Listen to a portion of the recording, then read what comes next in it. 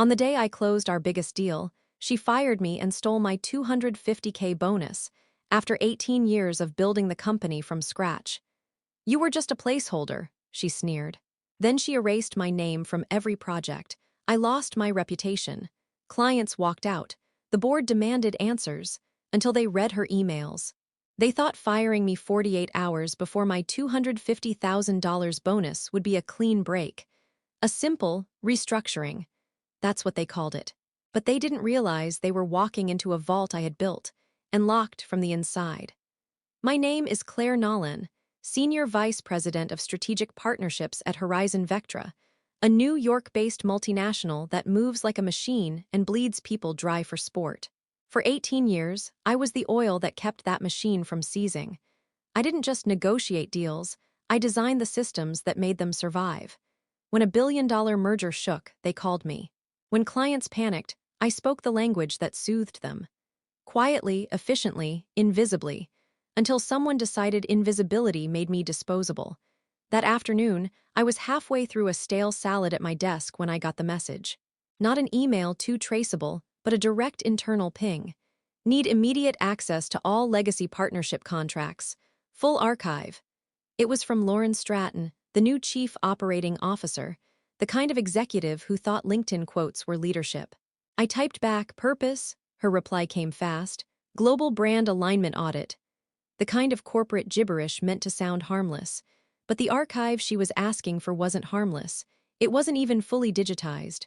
These were the crown jewels, original contracts, annotated with the red ink of billion-dollar risk negotiations.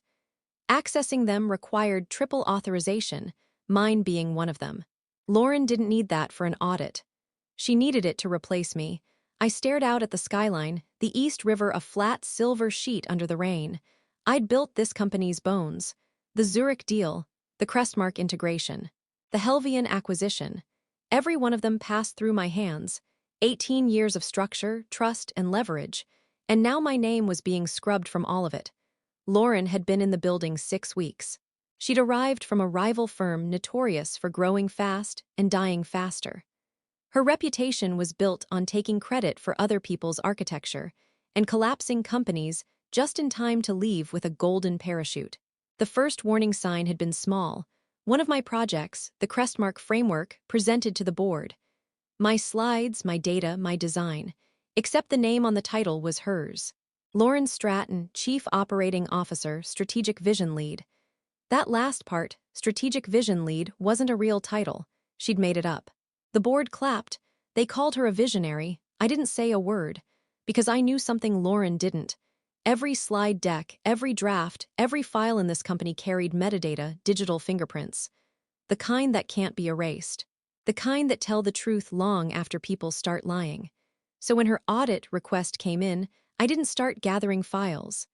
I opened a hidden folder on my drive, one that looked like HR wellness data but wasn't. Inside that decoy spreadsheet was the key to my own private archive, a vault of metadata, email logs, and internal revisions that could rewrite the company's history if ever needed. And as I stared at the blinking cursor, it hit me. This wasn't a normal firing in the works. It wasn't even about politics. It was about money. My money. My $250,000 retention bonus was due in 48 hours, contractually guaranteed if my client portfolio stayed above a 90% retention threshold. The so-called brand audit was just the pretext to purge me before the quarter closed. Cut me out, void the clause, and keep the money. They didn't realize the clause they were exploiting had a shadow clause I wrote myself 18 years ago, a clause Lauren had already signed off on when she authorized my final Crestmark integration. When she initialed that line, she didn't know she'd armed a bomb. I took a deep breath, the hum in my skull sharpening into focus. I wasn't the architect anymore. I was the forensic engineer of their downfall. And the first domino was about to fall. You don't survive 18 years in a corporate jungle like Horizon Vectra without learning 2 things. First, trust is never given, it's engineered. Second, everything that looks stable is already one bad decision away from collapse. I learned both lessons under the man who built the company, Daniel Mercer, the founder and original CEO. Daniel was old-school Wall Street. Razor-sharp, terrifyingly logical, and allergic to bullshit. He taught me how to read a boardroom the way a cardiologist reads an EKG. When I joined Horizon, I was 26, still green, wearing suits that didn't fit and speaking in the soft voice of someone trying not to be noticed. I thought the job was about contracts. Daniel corrected me within a week. Contracts don't hold companies together, Claire, he told me. People do. Contracts just record who to blame when that trust breaks. He wasn't wrong. By my third year, I wasn't just managing deals, I was designing the entire scaffolding behind them. Escalation clauses, cross-department trust protocols, contingency architecture for mergers worth $500 million. I was the invisible engineer of everything that made Horizon run. And I was good at it. Too good. Because in corporate America, once you become indispensable, they start plotting how to make you replaceable. Daniel retired in 2020, replaced by Graham Ellison, a CEO with the charisma of an empty podium. He surrounded himself with people who spoke fluent jargon and had zero understanding of the company's foundation. That's how Lauren Stratton got in, brought from Delta Ridge Analytics, a competitor famous for imploding in a cloud of lawsuits. Lauren was the kind of executive who walked into a room like she'd already rewritten history. She talked about disruptive velocity and synergistic innovation while quietly cutting departments to make her spreadsheets look more efficient. She didn't build, she burned. The first time we met, she looked at me like I was an artifact. "You're the institutional memory, right?" she said, flipping through her iPad. "We'll modernize that," I smiled. "Be careful," I said. "Memory's the only thing that keeps a company from repeating its mistakes." She smirked, not understanding the warning. From that moment, it wasn't if she'd come for me, it was when. Then came the Crestmark integration. A $580 million partnership I spent 9 months negotiating with 3 regulatory agencies breathing down my neck. It was my masterpiece. Complex, airtight, resilient. The kind of deal that would have made Daniel proud. 2 weeks before the board meeting, I uploaded the final 112-slide deck, marked Confidential E. Nolan Master V3. 2 days later, the same deck appeared in the boardroom, rebranded, condensed to 20 flashy slides. My name gone. The new footer, Strategic Vision Lead Lauren Stratton. That was when I knew she'd found a way into my work, and if she'd found one file, she could find them all. I didn't confront her. That's not how you win wars like this. Lauren thought leadership was a spotlight. I knew it was a tripwire. So I started preparing my battlefield. I built a hidden metadata archive, a mirror of every critical file. Each one logged with its original author, timestamp, and server origin. Not stored on Horizon's cloud, but on an offline encrypted drive that only I could access. I embedded subtle forensic tags into all major documents, tiny digital signatures hidden in the code that proved authorship beyond any doubt. Invisible to anyone who didn't know where to look. It was overkill. Until now. When Lauren sent her audit request, I recognized the pattern. She wasn't collecting data. She was preparing to erase me, replace me in the company's system before the quarter closed. But what she didn't realize was that every move she made inside Horizon's servers would trip one of my old forensic triggers. Every access, every late-night download, every unauthorized data transfer, it would all light up like a flare in my private log. I hadn't built Horizon's systems for loyalty. I'd built them for control. And now, the woman who thought she could outmaneuver me had just stepped onto a digital minefield I designed 18 years ago. The morning after Lauren's audit request, the building felt different. The way people stopped mid-conversation when I walked past. The silence on the executive floor, too quiet, too rehearsed. Someone had already told them. I was on the way out. I'd seen this choreography before, the pre-termination dance. A few alignment meetings canceled without explanation. Access permissions quietly downgraded. The IT department pretending not to make eye contact in the elevator. The signs were everywhere. Lauren wanted me out cleanly, before my $250,000 retention bonus triggered in 48 hours. She thought she'd found the loophole, but I had written the fine print, and buried inside it was a clause so obscure she didn't know she'd already handed me the knife. Section 14, subsection 7. Knowledge transfer duties for any major integration must be certified complete before separation for the quarter's performance evaluation to be finalized. In plain English, if they fired me before transferring my accounts, They were still on the hook. But I didn't want justice written in a clause. I wanted it documented in blood, so I began my quiet war. At 9:10 a.m., I sent 3 ordinary emails, routine client updates. They were clean, professional, dull. Except each one carried a blind carbon copy to Nathan Holloway, the company's compliance director. A meticulous man known for keeping every file archived, every BCC logged. He would never know why he was receiving them. I didn't need him to, I just needed them in the legal record. By 10:30, I had a plan forming, not a revenge fantasy, but a chain of events. Step 1, establish the evidence trail. Step 2, freeze the systems before Lauren's team could alter them. Step 3, wait for her to walk into her own trap. The first spark came from Frankfurt. My phone buzzed, an encrypted text from Jurgen Haas, Horizon's European client lead and one of my closest partners overseas. Claire, we've received a transition document from Lauren's office.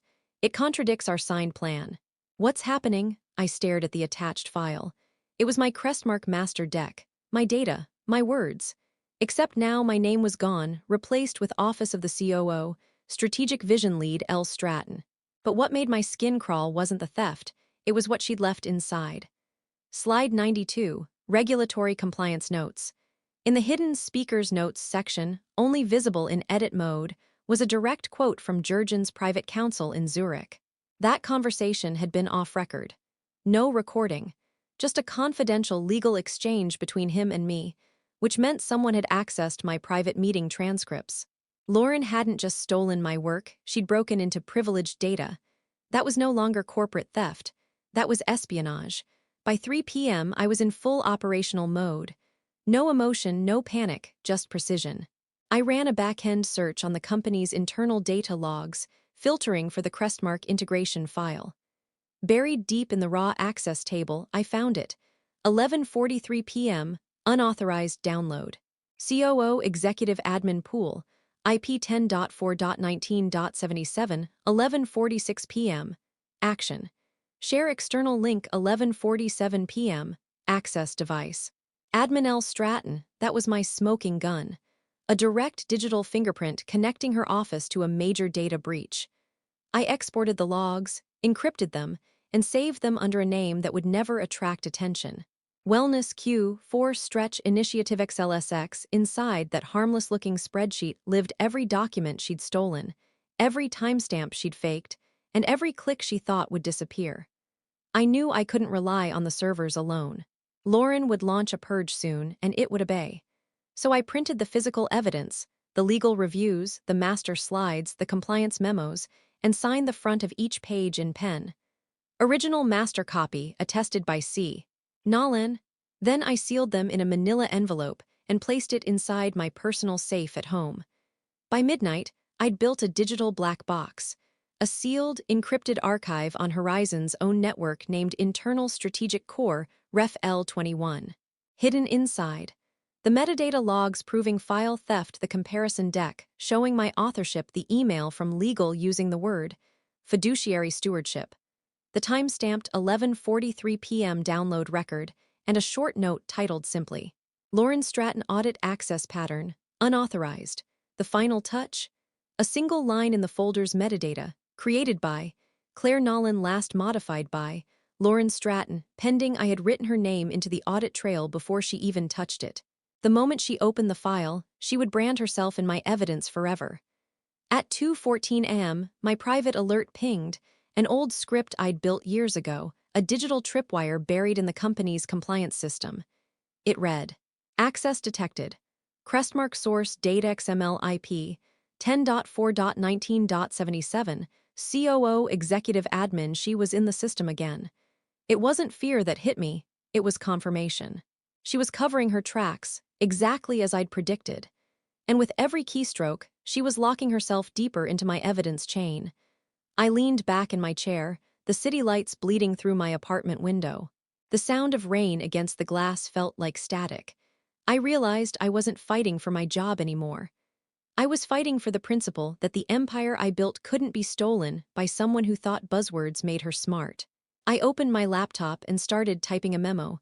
Not for HR, not for legal, but for the one department that could sink an executive faster than any lawsuit, the board's compliance committee.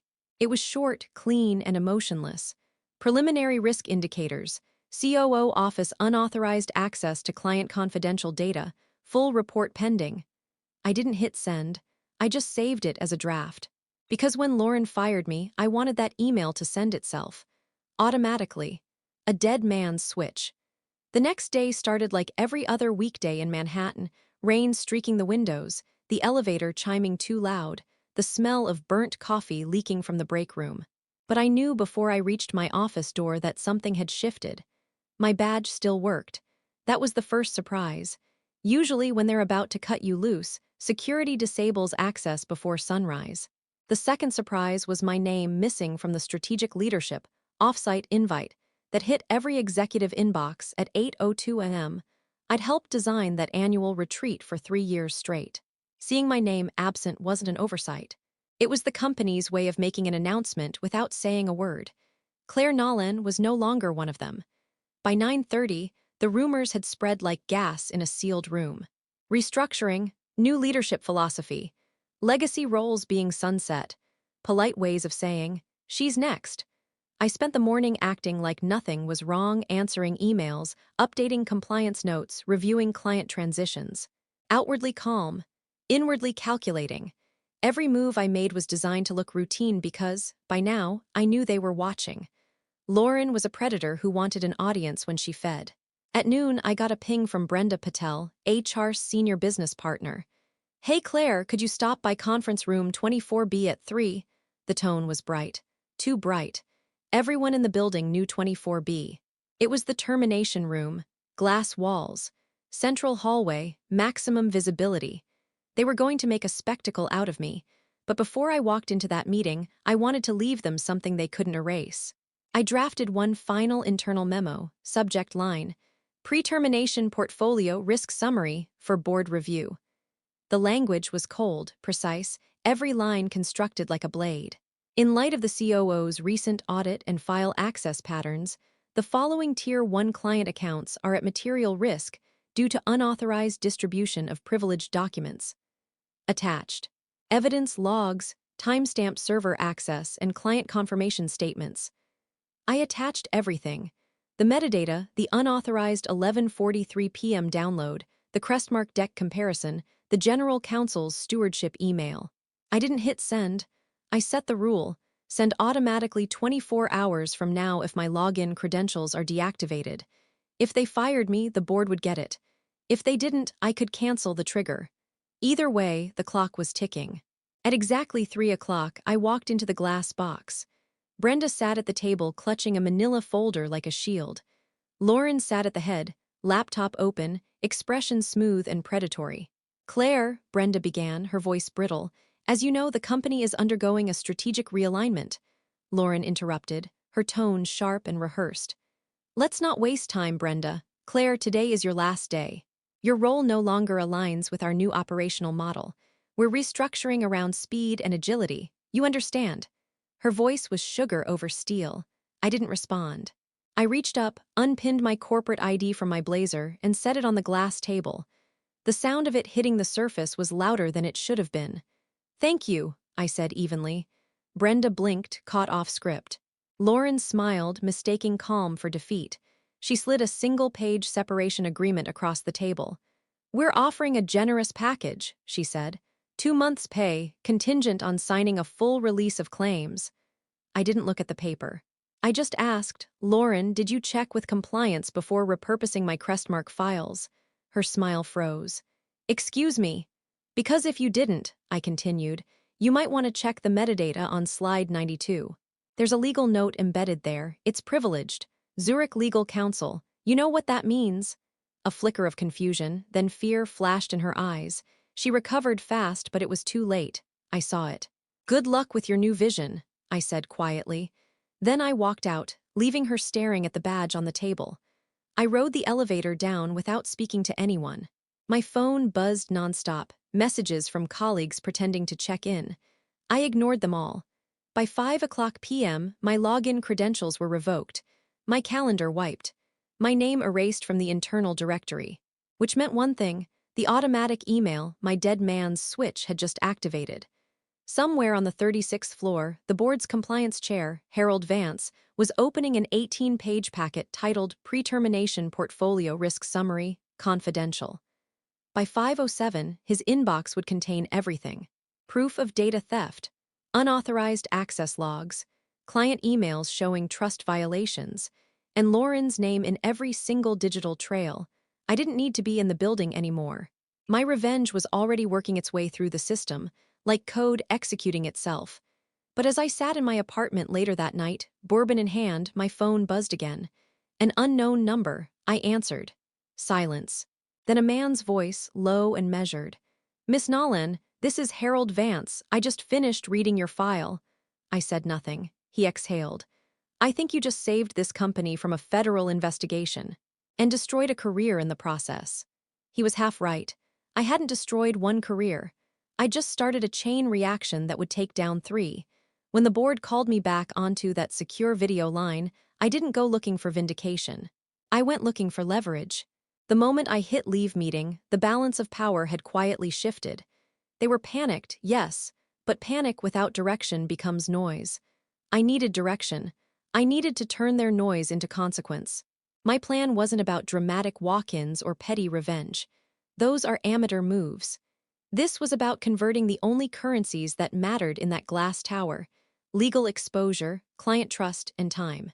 You can stab someone's career with emotion. You can ruin a company with evidence. First priority, preserve. I had a copy in my safe, but paper and drives can be subpoenaed, seized, or physically stolen. So I compartmentalized. I replicated the evidence in 3 different forms and places: a physical archive in my safe, 2 encrypted cloud caches hidden behind innocuous consumer accounts under aliases, and a copy sent, not to people I trusted, but to systems that were effectively immutable. I used the compliance archive, addresses I'd blind copied earlier, and created a timed delivery to the audit committee. One of those deliveries was the dead man's switch that had already fired. Another was a staggered set of automatic sends to outside counsel I knew from years of cross-jurisdiction negotiation. Lawyers think in hierarchies. I wanted them busy climbing. Second priority: ensure the clients had no reason to accept Lauren's fast fixes. I couldn't force Jurgen or the Brussels Consortium to love me, but I could make sure the logistics of their resuming work without my oversight were legally and operationally ugly. I drafted a 1-paragraph client-facing statement addressed in my voice, simple and precise. Confirm the master plan, confirm the liaison, confirm the contractual clause that required the named liaison for all milestone approvals. I sent it as a recap to each client after every phone call we had had in the last 6 weeks, but not as a plea. It was a record. They replied with the kind of terse confirmations auditors live for. Each confirmed became a legal nail in the coffin of any rushed replacement. Third priority: make the internal cleanup painful enough that they couldn't quietly sweep it under the rug. This was the chess part. I needed to force the board into 2 choices: either admit publicly that their governance failed and pay me for damages, or attempt to litigate, which would expose more of their rotten process in discovery. Either way, they lose messaging. I drafted a succinct memo to the audit committee outlining the exact corporate governance failures with timestamps. It read like an autopsy, dry and clinical. I attached it to my personal rules that would trigger if HR changed my employment status again. That was a threat dressed as procedure, and it was small enough for a judge to digest.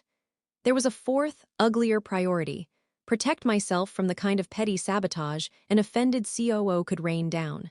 People underestimate how destructive a cornered executive can be. She could defame, she could reassign me as a saboteur, she could try to manufacture performance failures, and lobby the compensation committee to withhold payment. To preempt that, I prepared a basic communications brief for the press and for regulators.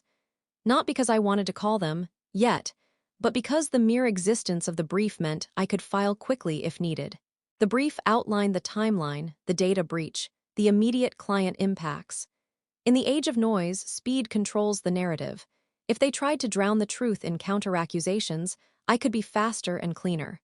I also lined up a practical ally, Nathan Holloway, the compliance director I'd BCC'd. He is the kind of man who keeps receipts for his receipts. He called me the night my login died. I didn't ask for loyalty. I asked for method. Preserve the server snapshots, freeze access to the Crestmark module, and initiate a forensics hold under his authority.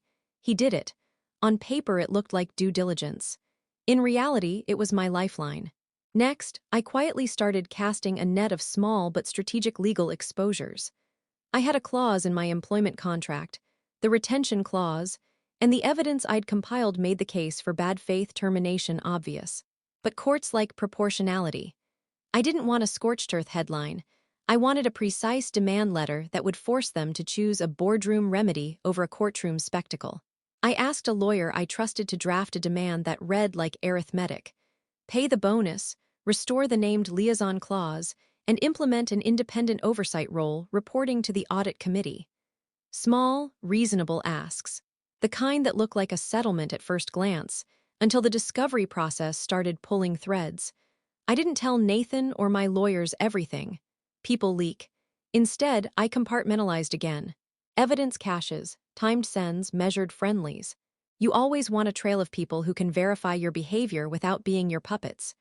Jurgen's replies, Nathan's server snapshots, the general counsel's initial stewardship email, these were witnesses, not pawns. Finally, I set a trap for Lauren herself. Hubris is a corporate toxin. She had an abundance of it. She thought she could scrub a name and repurpose a deck. She didn't appreciate the difference between presentation and protocol. So I seeded a simple, believable lie into her ecosystem. A fake administrative memo about an urgent global rollout that required everyone's immediate sign-off. It was a plausibly dull instruction, the sort of thing her office would scramble to execute. Once sent, it created a pattern: late-night activity, rapid downloads, and an overeager assistant to make it disappear. It was the same behavioral footprint that had already implicated her assistant. If she reacted the way she'd reacted before, panic, late-night sweeps, desperate log edits, the forensics would show the pattern with a new, unambiguous correlation. She would be chasing ghosts she had already created. I assembled all of this like I was loading a precision firearm rather than swinging a sledgehammer. It wasn't catharsis I wanted, it was correction. I wanted the board to understand that someone had engineered their collapse from the inside and that someone could also rebuild it, on different terms. I wasn't out for blood. I was out for accountability. By the time I finished, the apartment looked like any other executive's apartment in a Middleville crisis. Laptop, 2 phones, a cold cup of coffee, and a safe that contained half a career. I sat down and allowed myself a quiet thought. There are 2 outcomes here. Either the company folds into a legal morass so deep it can never pretend discipline again, or they pay the bill and hire me properly, not as a favor, but because it's cheaper. Ambition is a ledger. They had just attempted a ledger correction without authorization. Now it was ledger time. I closed my laptop and wrote a single line into a new file: "You rewired the house, now live in it." Then I hit save, encrypted the file, and walked away from the glow of the screen. I was tired but not afraid. The trap was set. The pieces were in motion. All the rest would be timing, patience, and the kind of slow, quiet cruelty that happens when an architect finally decides to demolish a structure built on other people's ignorance. By Thursday morning, I thought I'd seen everything. The internal chaos, the board's panic, the HR theater, all of it was predictable. What I didn't expect was the message that appeared on my personal phone at 6:14 a.m., long before sunrise. "Claire, we need to talk. Now." It was signed Daniel Mercer. For a second, I just stared at the name, my old mentor, the man who built Horizon Vectra before Graham Ellison gutted it. He hadn't called me in years. The last time we spoke, he was retired in Vermont, running an environmental nonprofit. I called him back instantly. His voice was different, sharper, but older. "Claire, I've been watching," he said, "and you're about to walk into a bigger storm than you realize." I frowned. "Lauren's audit. She's already finished herself off." "Lauren," he almost laughed, "she's not the one you need to worry about." He told me to open my email. I did. There was a single encrypted message from an untraceable address. Inside, a forwarded chain of internal board communications, ones that weren't supposed to exist outside the executive committee. The subject line of the original message: "Post-realignment compensation plan, Proposed transition for Q1. I read it once. Then twice. My stomach went cold. The memo wasn't written by Lauren. It was written by Graham Ellison, the CEO himself, 3 weeks before she'd ever requested her audit. It laid out the entire plan in bullet points. Eliminate SVP of Strategic Partnerships role before Q4 close. Reallocate performance bonuses to COO discretionary fund to offset vision-based restructuring costs. Rebrand Crestmark integration as part of new Horizon Growth Initiative, led by COO Office. Ensure communication control to prevent claims of intellectual property retention by former SVP. It wasn't Lauren's idea. She was the weapon. Graham was the hand that loaded her. Every detail, the timing of my termination, the fake audit, the data access, had been sanctioned from the top. Lauren hadn't even known about the clause that guaranteed my bonus. Graham had. He was the one who negotiated my original contract years ago. He knew that clause was airtight. He also knew that if he fired me before the quarter closed, he could delay payout indefinitely under review of compliance performance. That wasn't incompetence. That was deliberate fraud. Daniel's voice broke through my silence. You built the scaffolding of that company, Claire, but you also built its kill switch. You know where it lives. I did. The named liaison clause, Clause 5.2, wasn't just a detail buried in Crestmark's contract. It was a blueprint replicated across 3 of Horizon's biggest deals: Zurich, Brussels, and Singapore. Each contract named me specifically as the only authorized liaison. Each one required 30 days' notice and formal consent for replacement. By firing me without that process, they hadn't just stolen a bonus. They'd voided 3 international contracts worth nearly $600 million. Graham had set me up to fail, but in doing so, he had detonated his own empire. That realization shifted everything. Lauren wasn't the villain, she was the patsy. Her audit had been designed to pull my data, scrub my authorship, and bury any trace of me before the contracts matured. She believed she was consolidating power. Graham was feeding her just enough rope to hang herself. He knew once she crossed into data breach territory, she'd take the fall. And when the board started looking for blood, they'd find hers, not his. The elegance of it almost impressed me. Almost. Daniel's voice grew quiet. They used you, Claire, then they used her. You're both disposable in his ledger, that's how he operates. He was right. And that's when the real second twist landed, not from Daniel, but from my own screen. An alert popped up from one of my dormant monitoring scripts inside Horizon's network, the one tied to executive communications. It had been silent for months. Until now. Unauthorized login detected, user. D. Mercer, former CEO credentials, Daniel's old access credentials were being used inside Horizon's network right now. I stared at the timestamp. It was minutes old. Daniel, I said slowly. Where are you calling from? There was a pause, too long. Vermont, he said. Why? Another alert flashed, access node, internal NYHQ. Location, Manhattan CEO office network. Someone inside Horizon was using Daniel's old credentials to access the same archives Lauren had been clawing at for weeks. Someone with far more clearance than she ever had. Daniel, I said quietly, someone inside the company is using your name to access restricted files. He didn't respond right away. When he did, his voice was barely a whisper. Then, Claire, I think you've found your ghost. I ended the call and pulled up the full trace. The user accessing the system wasn't Lauren. It wasn't her assistant. It wasn't even it. The IP belonged to the CEO's executive admin account. The same account used to schedule board meetings. The same account used to approve performance bonuses. In other words, Graham himself was using Daniel's old credentials to create a false trail, one that pointed away from him and toward my mentor. He wasn't just trying to erase me. He was trying to rewrite the company's entire digital history before the board's investigation hit. And he was about to learn that I had built the one system in that building he could never override: the audit ledger.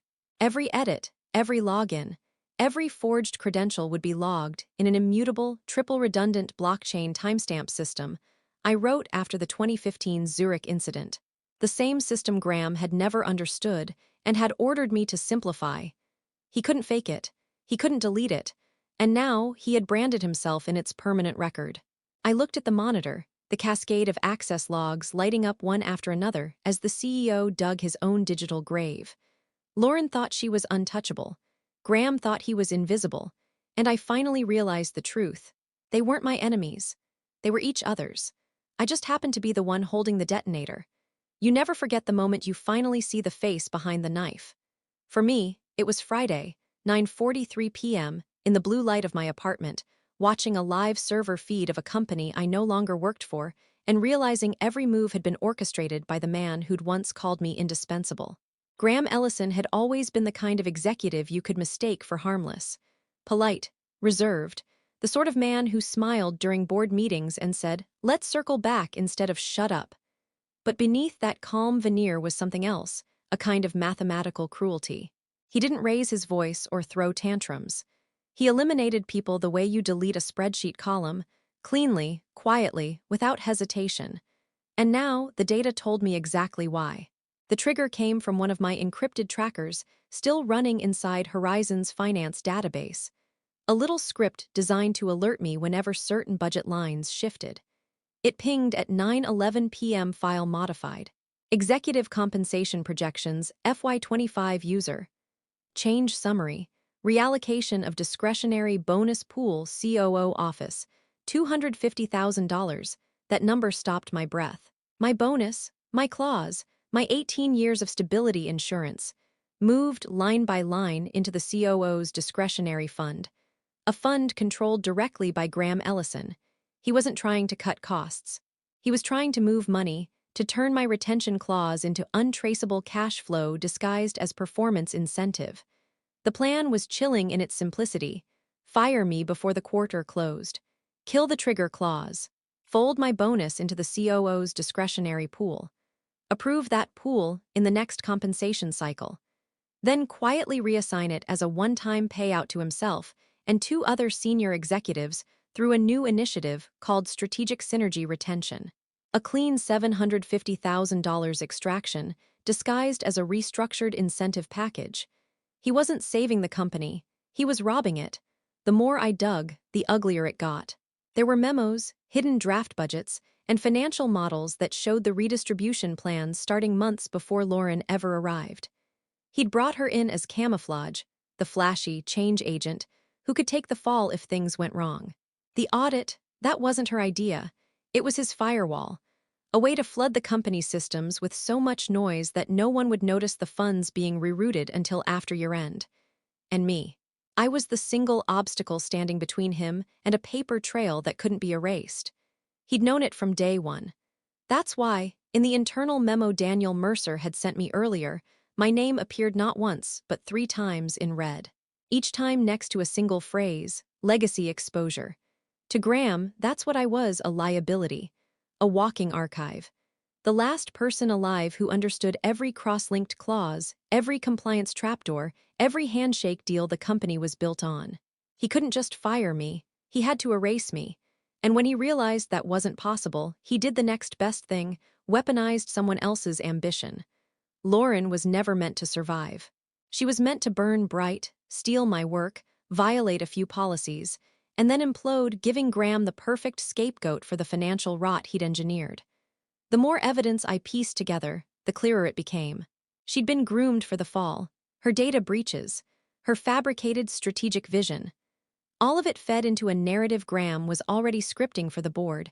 A rogue COO overstepped, causing material loss. Leadership acted swiftly to contain damage. Contain damage. That was me, and $250,000 of reallocated trust money. At 11:17 p.m., my monitor flickered with another alert. This one wasn't from the finance logs. It was from the compliance system itself. Audit override executed user. Action, delete file, pre-termination portfolio risk summary PDF. He had found the file. The same report I'd left as a dead man's switch. He was trying to delete it from the internal compliance servers. Except he couldn't. The ledger system I'd built, the one he ordered me to simplify, didn't actually delete anything. It archived, hash-signed, and time-stamped every modification attempt. Every deletion created a new file. Every file recorded the exact user who tried to erase it. So as he hit delete, the system created a new record. Action attempted. Delete unauthorized file user. Result.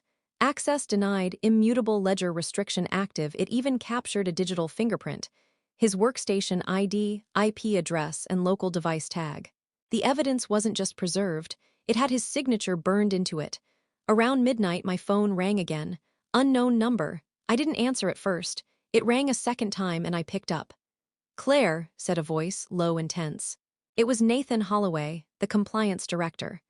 "You didn't hear this from me, but the board is waking up. Vance called an emergency session.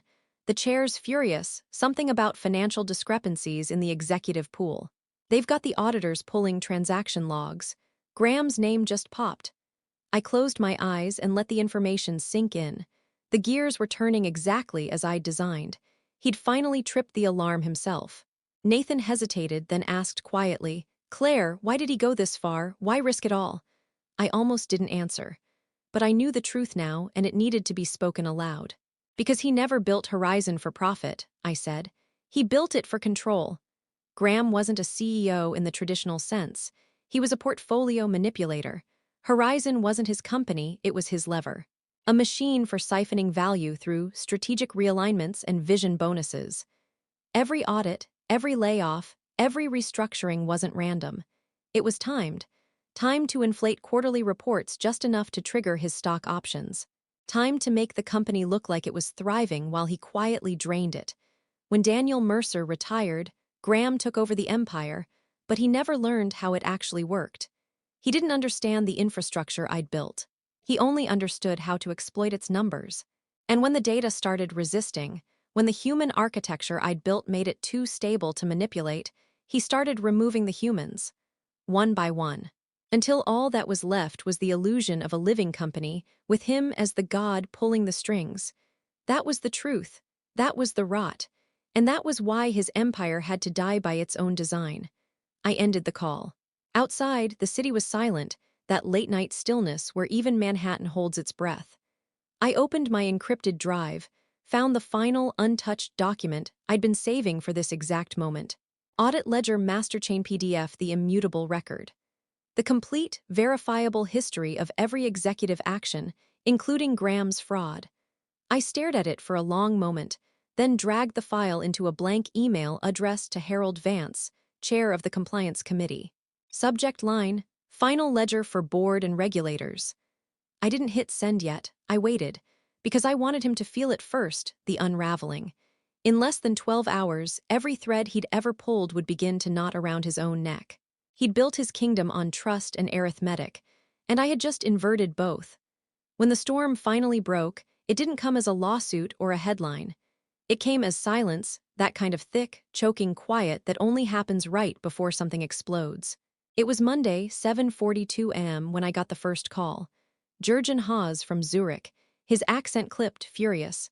"Claire, what have they done? Horizon has sent new documents with outdated clauses. We are freezing all integrations, effective immediately." By 8:15, Singapore had done the same. Then Brussels, 3 of Horizon's largest contracts, a combined $580 million portfolio on hold. I didn't need to guess what triggered it.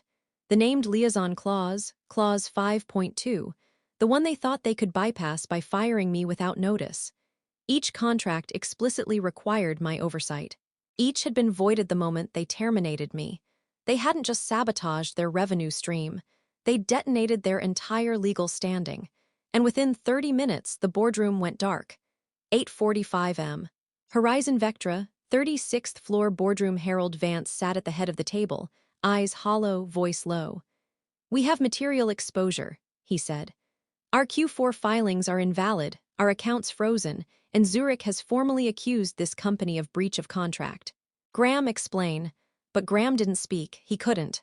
Because projected on the big screen behind Harold was the very document I'd been saving for last, the immutable audit ledger. Every login, every deleted file, every unauthorized access attempt, every time he'd rerouted funds, edited compensation records, used Daniel Mercer's credentials. His name was on every line, and the timestamps painted a perfect picture of intent. Lauren Stratton, the COO he'd used as a scapegoat, was sitting at the far end of the table, pale and shaking. The board had suspended her, but they'd brought her in to face what she'd helped build. When Harold finished reading the audit log, he didn't look up. He just said, "Mr. Ellison, effective immediately, you are placed on indefinite leave pending a criminal investigation."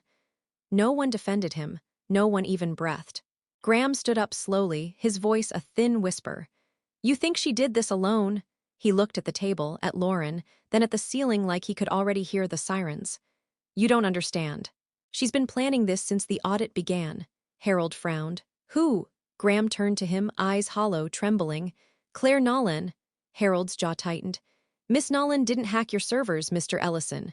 She built them." Then he gestured to the screen again. There, at the bottom of the ledger, was the final line of metadata, one Graham couldn't erase. System author, Claire Nolan ledger status, immutable, closed. Verified by external auditor chain. It was done. The system itself had authenticated my proof before they could spin it. Graham didn't say another word. He just walked out. Security followed. Lauren didn't even get up. She just sat there, staring at the table, muttering under her breath. He said it was about synergy. No one answered. By 10 a.m., every major financial publication in New York had the story. Horizon Vectra COO and CEO under investigation for fraud and contract breach. Stock down 37% by noon. Emergency trading halt by 1 o'clock. The company I had built for nearly 2 decades was burning in daylight. But this wasn't chaos. It was correction. That evening, I got an email from Harold Vance. No greeting, no small talk, just one line. "The board has authorized immediate payment of your contractual bonus." Enclosed.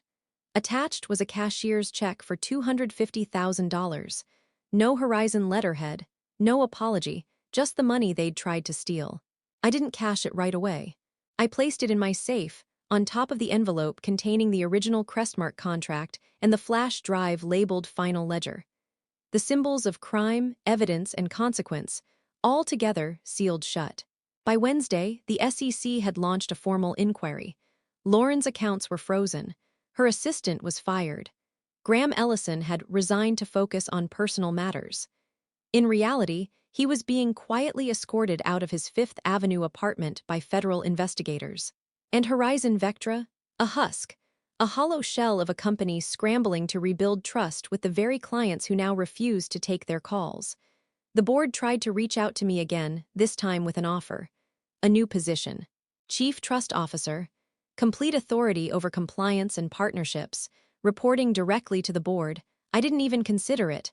I wrote back a single line. "You broke the structure. You don't deserve the architect." Then I signed it simply. A week later, Jurgen from Zurich called. "They're begging us to come back," he said, amused. "We told them we only work under one condition. That you oversee every transition." I laughed softly. "I don't work for them anymore." "No," he said, "but they work for you now." That night, I poured myself a drink, bourbon, no ice, and stood by my window overlooking the river. The city pulsed below me, indifferent as ever. They'd tried to erase me. Instead, they'd rebuilt their empire on my framework, under my rules, without me ever stepping back inside. No grand speeches. No revenge fantasies. Just quiet symmetry. They'd weaponized an audit, and I'd turned it into a mirror. In the end, every number balanced, even the debt.